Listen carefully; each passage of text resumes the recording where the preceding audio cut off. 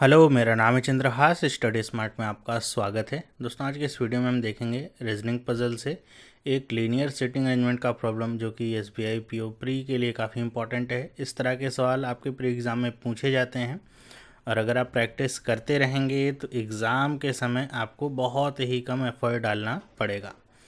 तो अगर हम देखें यहाँ पे क्वेश्चन, बिना समय गंवाए, ये आपके सामने क्वेश्चन लिखा हुआ है, 2 पैराग्राफ में है। पहला पैराग्राफ जो है वो आपको बेसिक इन्फॉर्मेशन प्रोवाइड करता है कि यहाँ पे 10 लोग हैं, ABCDEFGHI एंड J, जो कि किसी सिंगल लाइन में बैठे हुए हैं, लेकिन किसी मतलब जो ऑर्डर लिखा हुआ इस ऑर्डर में नहीं। और इनमें से कुछ लोग हैं जो कि साउथ की तरफ फेस करके बैठे हुए हैं और कुछ लोग हैं जो कि नॉर्थ की तरफ। मतलब एक ही लाइन है और इसमें से कुछ लोग नॉर्थ फेसिंग होंगे और कुछ लोग साउथ फेसिंग। ऐसा भी नहीं अल्टरनेट होगा कि एक नॉर्थ एक साउथ फिर एक नॉर्थ, ऐसा नहीं हो सकता है कि ऐसे आपका फेसिंग हो कि बहुत सारे लोग साउथ फेसिंग हो और फिर नॉर्थ फेसिंग हो, वो आपको खुद से देखना पड़ेगा। फिर यहाँ पे आगे क्या लिखा हुआ है, but number of person who are facing north is less than the number of person who are facing south, कि जो लोग नॉर्थ फेस कर रहे हैं उनकी संख्या साउथ फेस करने वालों से कम है।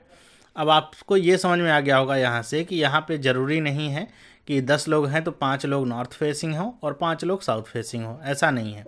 यहाँ पे ये बस कहा जा रहा है कि जो नॉर्थ फेसिंग लोगों की संख्या है वो साउथ फेसिंग से कम है। तो ऐसा हो सकता है कि 4 लोग जो है नॉर्थ की तरफ फेस कर रहे हैं और 6 लोग साउथ की तरफ, या फिर ऐसा हो सकता है 3 ही लोग नॉर्थ की तरफ फेस कर रहे हों और 7 लोग साउथ की तरफ। तो यहाँ पे बहुत सारी पॉसिबिलिटीज़ बनती हैं, तो इनको हम नहीं ले सकते हैं कि कैसा होगा। वो हम जब यहाँ पे देखेंगे, मेन जो यहाँ पे कंडीशंस लिखे हुए उनके अनुसार क्या वहाँ पे पॉसिबिलिटी निकल के आती है। ओके, तो ये बेसिक सी इन्फॉर्मेशन है और यहाँ पे कुछ अटैच नहीं है। इतना ही है कि 10 लोग हैं, एक सिंगल लाइन में बैठे हुए हैं, कुछ लोग नॉर्थ फेसिंग हैं, कुछ लोग साउथ फेसिंग हैं उसी में। और ये भी बता दिया गया कि नॉर्थ वाले जो फेसिंग के लोग हैं वो कम है साउथ वाले से। ओके, तो अब हम आगे बढ़ते हैं, कंडीशन को लेते हैं। अब यहाँ पे आपके सामने कंडीशंस लिखी हुई हैं। आप चाहें तो एक लाइन ऐसे बना सकते हैं जिसमें 10 लोगों के बैठने की जगह आप बना दीजिए। ओके, आगे अगर कुछ पॉसिबिलिटी होगी तो एक और हम बना लेंगे। 1 2 3 4 5 6 7 8 9 और 10, ये 10 लोगों के बैठने की जगह हो गई। अब जैसा इनका फेस होगा उसी तरफ हम एरो लगा लेंगे। लिखा हुआ है एच फेसेस नॉर्थ। पहली बात यहाँ से आपको पता चलती है कि एच का जो मुंह है वो कैसा है, नॉर्थ की तरफ है। फिर ओनली 2%, अब यहाँ पे अगर एच फेसेस नॉर्थ लिखा हुआ है तो आप इसको आसानी से ऐसे दिखा सकते हैं। नॉर्थ, नॉर्थ का मतलब जो आपके लिए नॉर्थ हो मतलब ऊपर की तरफ, साउथ का मतलब जो आपके लिए साउथ हो नीचे की तरफ, ऐसे ही दिखाना है। तो एच नॉर्थ की तरफ फेस करे, लेकिन अब एच कहाँ पे होगा हमको पता नहीं। लिखा हुआ है only 2% sit to the right of H. कह रहे हैं कि एच के राइट में केवल 2 लोग बैठे हुए हैं। अब यहाँ से हमको क्या पता चलेगी, एच की पोजीशन क्या है। तो एच की पोजीशन कहाँ होगी कि एच के राइट की तरफ केवल 2 लोग बैठे हुए हैं। तो एच के राइट की तरफ 2 लोग बैठेंगे तो एच कहाँ पे होगा, यहाँ पे, क्योंकि इसका राइट और लेफ्ट आपके राइट और लेफ्ट की तरह होगा, क्योंकि ये नॉर्थ की तरफ फेस कर रहा है। तो इसके राइट में केवल 2 लोग बैठे हैं, तो एच की ये पोजीशन आ गई। तो आपको यहाँ से आप चाहें इस कंडीशन को हटा दीजिए। फिर लिखा है only 3% sit between E and H. कह रहे हैं कि ई और एच के बीच में 3 ही लोग बैठते हैं, both are facing same direction. अब यहाँ पे सेम डायरेक्शन और अपोजिट डायरेक्शन के लिए बात समझिए। अगर बात आती है सेम डायरेक्शन की, आपसे कहा जाए कि सेम डायरेक्शन फेस कर रहे हैं, तो इसका मतलब क्या होगा कि अगर एक व्यक्ति नॉर्थ फेस कर रहा है तो दूसरा भी नॉर्थ ही फेस करेगा।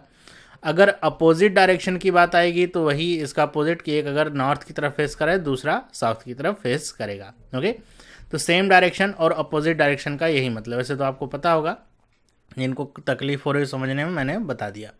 तो यहाँ पे ये बताया जा रहा है कि ई और एच के बीच में 3 लोग बैठे हुए हैं। तो 1 2 3 और ये छोड़ करके ई इधर आएगा, क्योंकि हम राइट की तरफ चलेंगे तो राइट में इतनी जगह ही नहीं है कि 3 लोग बैठ सकें। ओके, तो 1 2 3 यहाँ पे आ जाएगा ई। अब यहाँ पे क्या करें, both are facing same direction, मतलब ई की डायरेक्शन भी नॉर्थ की तरफ ही हो गई। ओके, फिर आगे बढ़ते हैं। लिखा हुआ है A sit second to the right of D. A जो है वो डी के राइट में सेकेंड पे बैठा हुआ है। अब डी का फेस किधर है या फिर ए का फेस किधर है हमको कुछ भी पता नहीं है। तो इसलिए हम क्या करेंगे, कैसे बताएंगे कि ए के राइट में डी किस तरफ है, क्योंकि अगर वो नॉर्थ फेसिंग होगा तब तो आपका राइट ही वो ए का राइट, यहाँ पे डी का राइट होगा। अगर वो साउथ फेसिंग होगा तब ठीक उल्टा होगा, जो आपका लेफ्ट होगा वो डी के लिए राइट होगा। तो इस कंडीशन से या फिर ये जो कन्फ्यूजन है इससे बचने के लिए मैं जो तरीका आपसे कहता हूँ, अगर आप ये अपनाते हैं तो आपके लिए काफ़ी सुटेबल होगा और प्रैक्टिस से ही ये आपको आपके दिमाग में बैठेगा। बस इतना आपको करना है कि जो भी डायरेक्शन यहाँ पे आपसे कही जा रही है एज इट इज़ आप उसको लिखिए और सब का जो डायरेक्शन है वो जो आपका राइट और लेफ्ट है उसके अनुसार लेकर के चलिए। आपको कुछ दिखाना नहीं है, ओके। बस आपको ये ध्यान में रखना है कि यहाँ पे जब तक बताया नहीं जा रहा है तब तक आपको डायरेक्शन नहीं लिखनी है।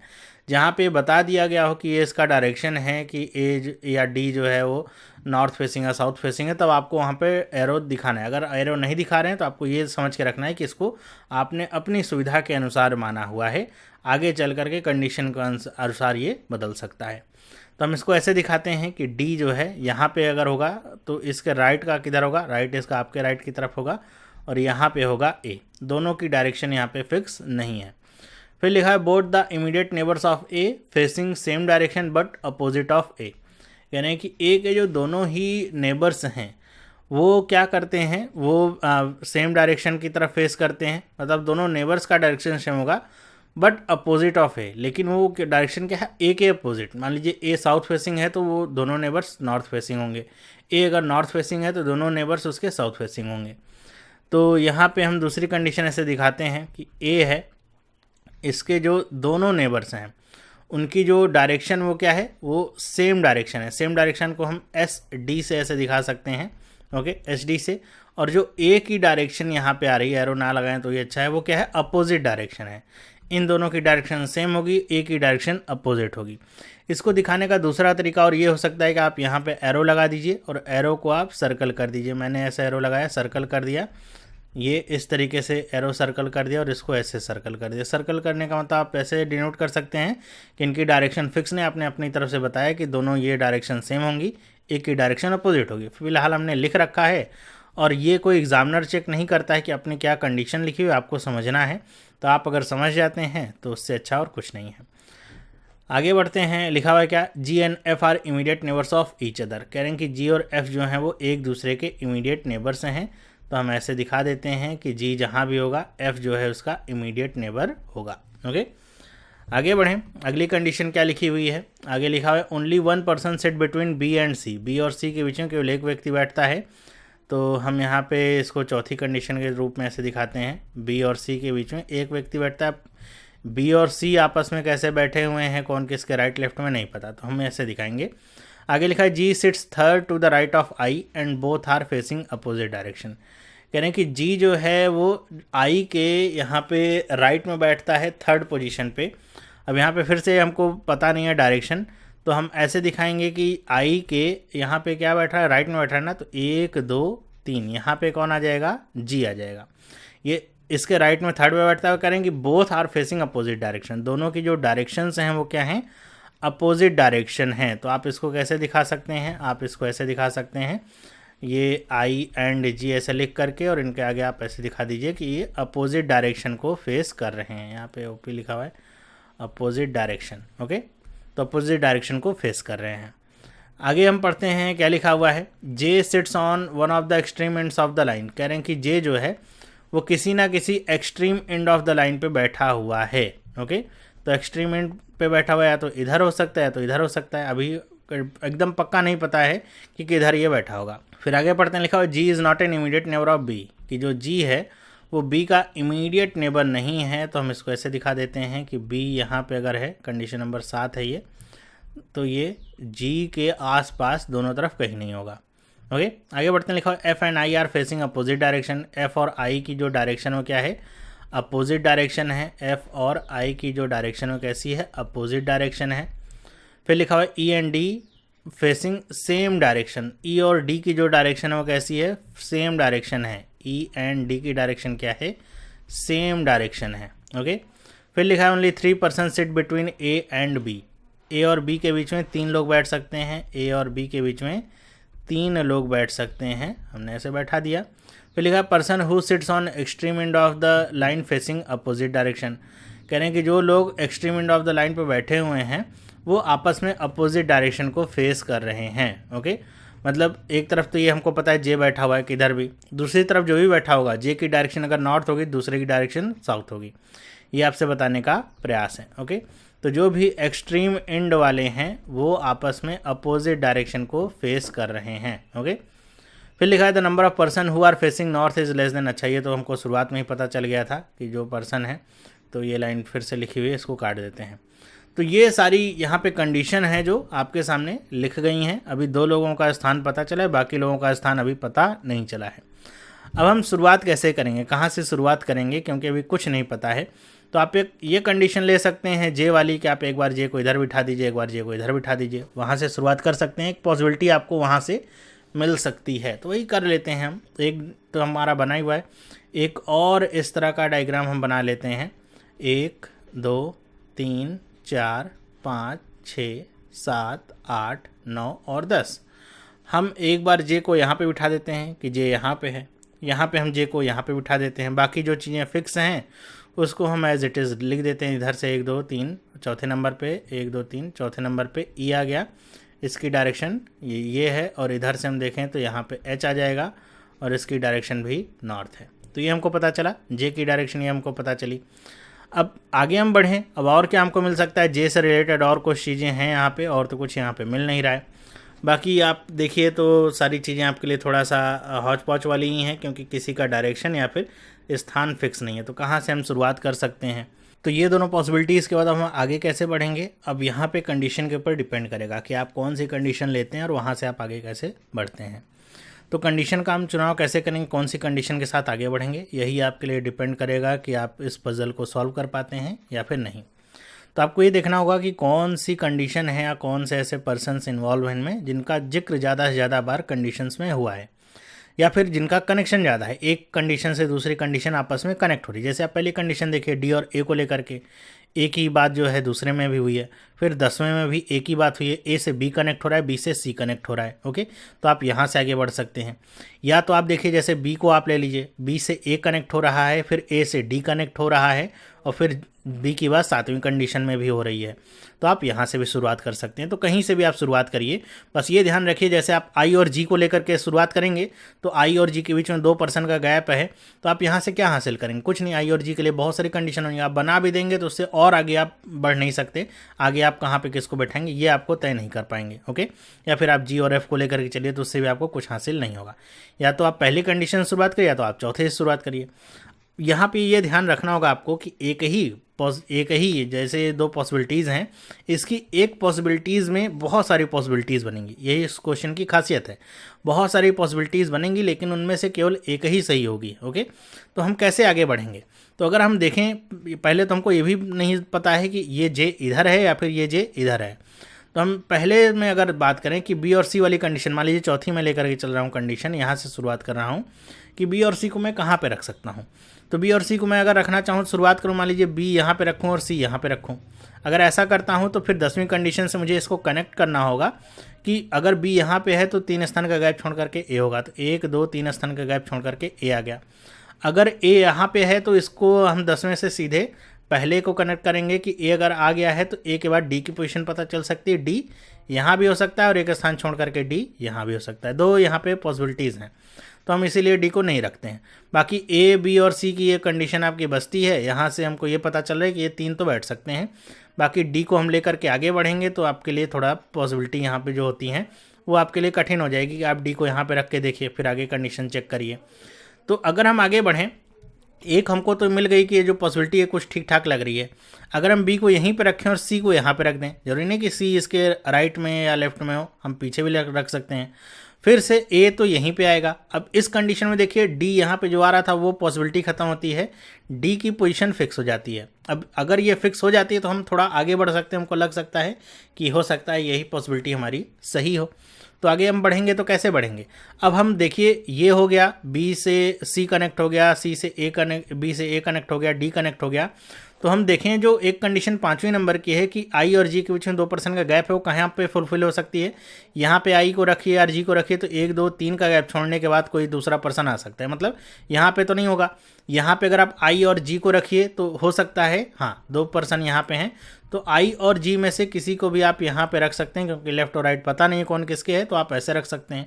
लेकिन आपको ये देखना होगा कंडीशन नंबर जो तीसरी वो क्या कहती है, ये कहती है कि जी के अगल बगल में कहीं पे एफ आएगा। ओके, अब एफ आने की जगह केवल एक ही है, वो यहाँ पे है, तो जी चाहे यहाँ पे हो, जी चाहे यहाँ पे हो, एफ नहीं आ सकता। इसका मतलब क्या हुआ, हमने जो शुरुआत में ही माना है सी को इधर और बी को यहाँ पे, ये गलत है। तो ये कंडीशन तो सही नहीं है। ओके, हम आगे बढ़ गए, थोड़ा सा हमको हिंट मिला था कि हम आगे बढ़ सकते हैं, लेकिन वो पूरा नहीं हुआ।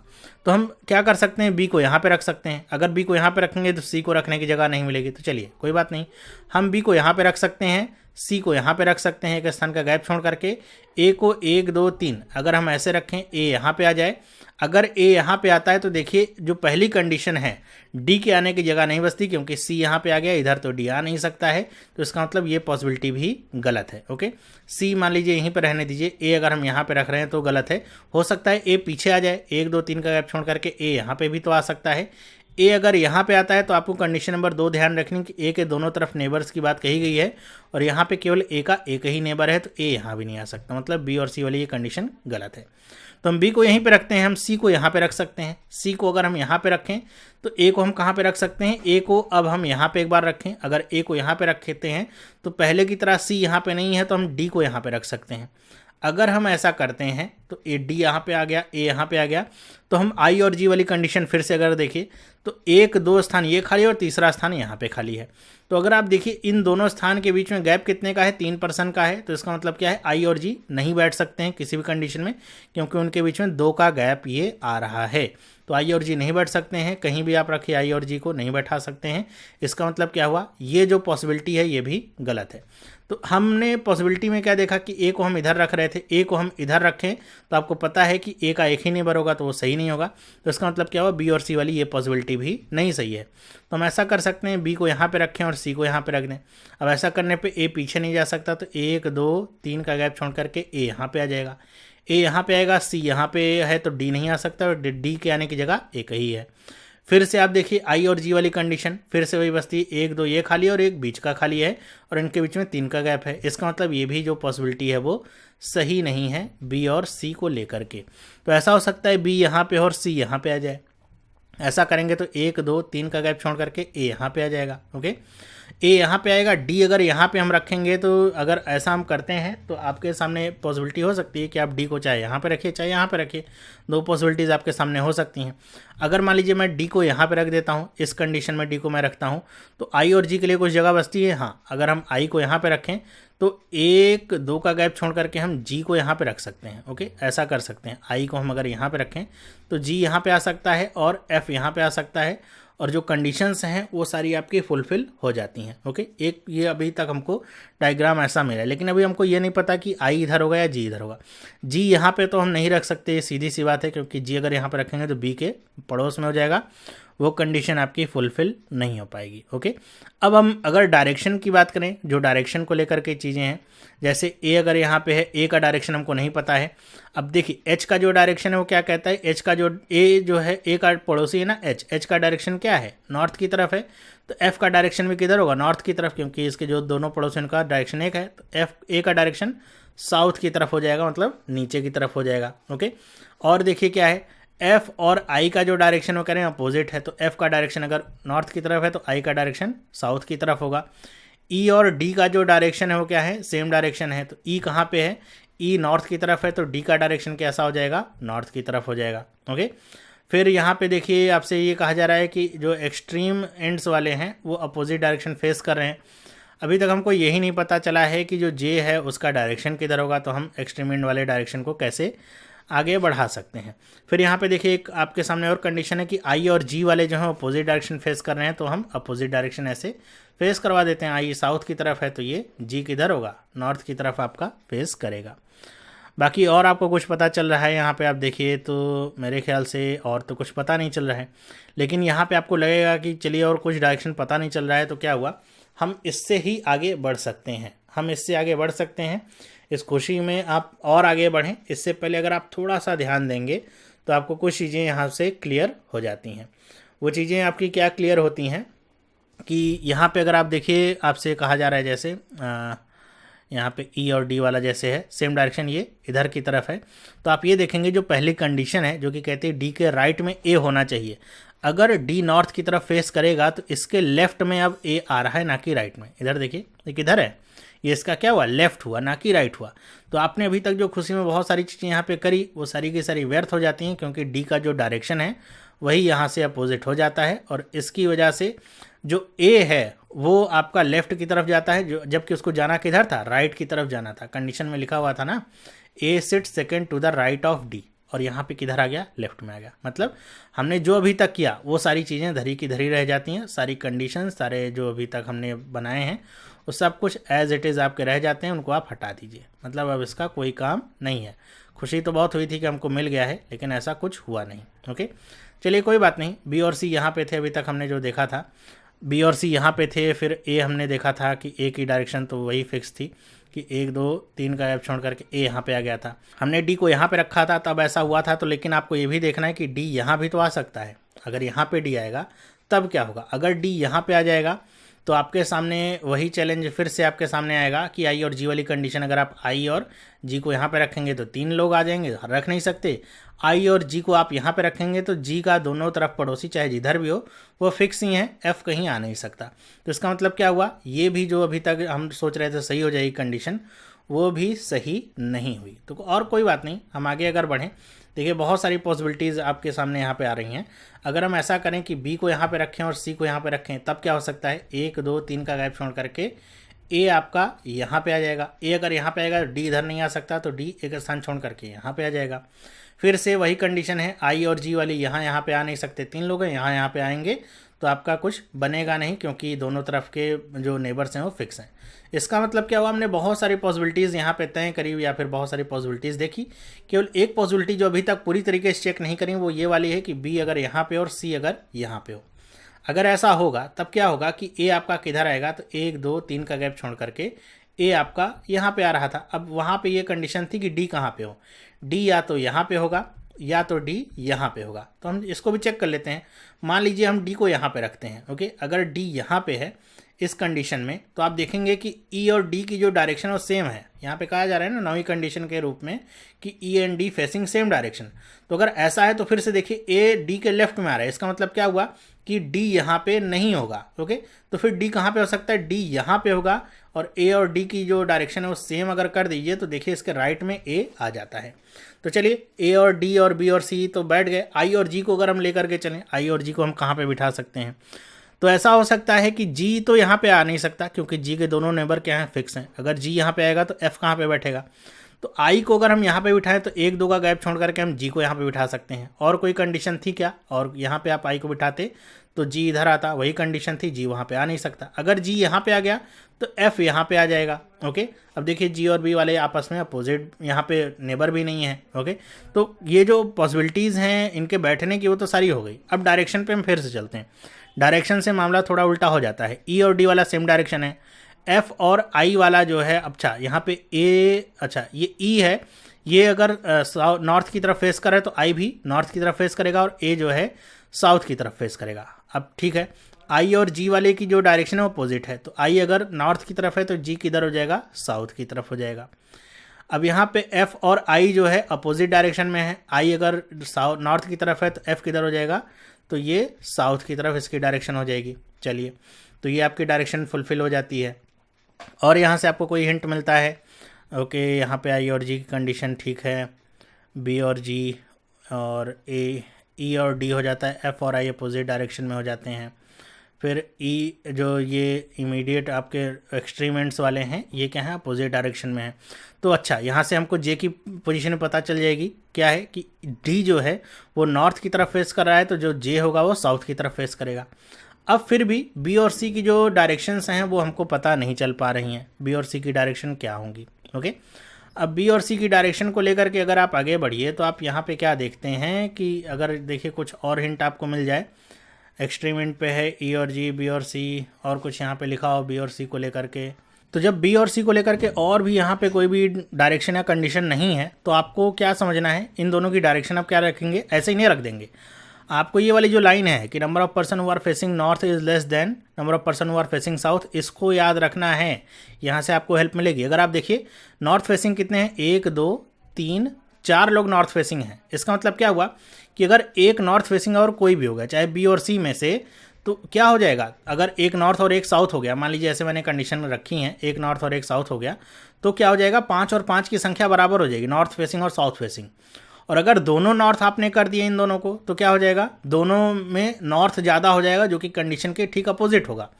तो इसका मतलब क्या हुआ, अगर नॉर्थ फेसिंग वाले 4 हो गए हैं तो ये दोनों साउथ फेसिंग वाले ही होंगे, तभी ये वाली जो कंडीशन है कि जो नॉर्थ फेसिंग वाले हैं वो साउथ फेसिंग वाले से कम है, ये सही हो पाएगी। तभी देखिए, अब देखिए साउथ फेसिंग कितने हो जाएंगे, 1 2 3 4 5 और 6 हो गए, और नॉर्थ फेसिंग वाले 4, तभी ये कंडीशन सही होगी। तो जो कंडीशन आपके लिए आप सोच सकते हैं कि बहुत ज़्यादा इंपॉर्टेंट नहीं थी, आखिरी में वही रोल प्ले करती है, और ये जो पूरा अरेंजमेंट है इस तरीके से पूरा होता है। देखिए क्वेश्चन तो काफ़ी छोटा सा था, लेकिन कई बार क्वेश्चन छोटा होता है और इसको करने में टाइम लग जाता है। ओके, तो ये तो अभी हमने केवल एक कंडीशन की बात करी, इस कंडीशन में भी, दूसरी कंडीशन में तो हम आए ही नहीं हैं। इस कंडीशन पे अगर आप चलिए बी और सी को लेकर के वैसे ही आप आगे बढ़िए, तो इसमें भी आपको बहुत सारा टाइम लगेगा। मान लीजिए बी यहाँ पे हो, सी यहाँ पे हो, तो 1 2 3 का गैप छोड़ करके ए यहाँ पे होगा, तो डी तो इधर जा नहीं सकता, तो डी किधर आएगा, डी इधर आ जाएगा। ई और डी की कंडीशन जो डायरेक्शन है वो सेम होंगी, तो ए आपका लेफ्ट साइड में जाएगा, तो इसका मतलब डी यहाँ पे भी नहीं आएगा। अच्छा ये देखिए लाइन ही हट गई। ओके, हाँ, तो डी यहाँ पे आएगा ही नहीं, तो इसका मतलब ए भी यहाँ पे नहीं आएगा, इसका मतलब बी और सी के लिए कंडीशन जो है वो सही नहीं होगी। तो बी और सी के लिए और क्या कंडीशन हो सकती है, बी यहाँ पे हो और सी यहाँ पे हो, फिर से ए तो वहीं पे आना है, तो इसका मतलब क्या हुआ, ये बी की कंडीशन सही नहीं होगी। ऐसा हो सकता है कि बी यहाँ पे हो और सी यहाँ पे हो, तब 1 2 3 का गैप छोड़ करके ए यहाँ पे होगा, डी यहाँ पे नहीं हो सकता, तो डी यहाँ पे होगा। डायरेक्शन सेम है तो आपका डी के राइट में ए आ जाएगा। चलिए यहाँ तक बात सही है। अब आई और जी वाली कंडीशन आती है, आई यहाँ पे होगा तो जी आपका कहाँ पे होगा, नहीं आप रख सकते 2 के बाद, तो इसका मतलब ये भी आपका गलत ही है। आगे बढ़ते हैं, बी और सी वाली कंडीशन यहाँ से भी नहीं हो पाती, बी यहाँ पे हो तो सी नहीं हो सकता, बी यहाँ पे हो तो सी यहाँ पे होगा। फिर से वही कंडीशन है कि 1 2 3 का गैप छोड़िए तो ए यहाँ पे आ नहीं सकता, 1 2 3 का गैप छोड़िए तो ए यहाँ पे आएगा, तो डी नहीं बैठ सकता है क्योंकि इधर फिक्स है, उधर आप आगे बढ़ नहीं सकते। कोई बात नहीं, यहाँ पे हम सी को यहाँ पे नहीं रखते, हम पीछे रख देते हैं सी को। सी को आप अगर पीछे भी रखें तो भी ए की जो कंडीशन है वो तो बदलेगी नहीं, क्योंकि बी से रिलेटेड है 1 2 3, ए यहीं पे आएगा, और ए अगर यहाँ पे आएगा तो अब अच्छा डी यहाँ पे आ सकता है, डी यहाँ पे हो, डी अगर यहाँ पे हो तो ए के राइट में ही, मतलब डी के राइट में ही ए पड़ेगा। चलिए कोई बात नहीं, यहाँ से ये आपको पता चल जाएगा। फिर से आई और जी वाली कंडीशन आपके सामने आ जाएंगी, आई यहाँ पे हो तो जी कहाँ पे जाएगा, वो आपके लिए फिक्स नहीं हो सकता, 3 3 का गैप हो जाएगा, इसका मतलब ये भी सही नहीं है। ओके, फिर से देखिए वो लाइन हट जाती है, कोई बात नहीं।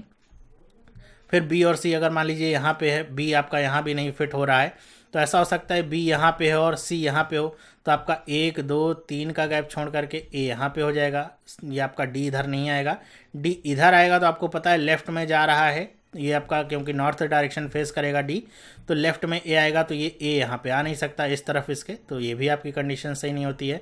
सी पीछे जा नहीं सकता, अब आप बी को यहाँ पे रखिए तो आप आगे बढ़ नहीं सकते क्योंकि सी यहाँ पे नहीं आ सकता।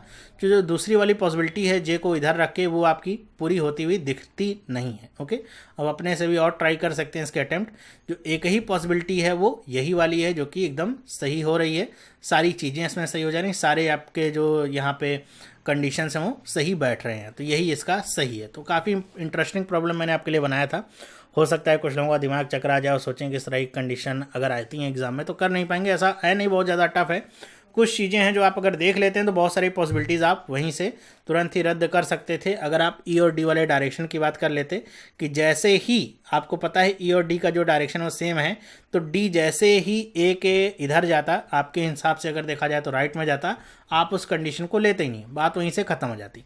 और यहाँ पे आप आते तो आपके लिए सारी पॉसिबिलिटी जैसे थी वो आसानी से लग जा रही थी, बस डायरेक्शन वाली प्रॉब्लम थी जो आप अगर आखिरी वाली कंडीशन या फिर अगर देखा जाए शुरुआत में जो लिखा हुआ था उसको ध्यान में रखते तो हो जाता। ओके, तो ये वीडियो आपको कैसा लगा? अगर आपको वीडियो अच्छा लगा है तो वीडियो को आप लाइक करिए, अपने दोस्तों के साथ इसको शेयर करिए। देखिए कितने लोग इसको कर पाते हैं, कितने टाइम में इसको कर पाते हैं, आपने कितने टाइम में इसको किया, आप कमेंट करके मुझे बताइएगा ज़रूर।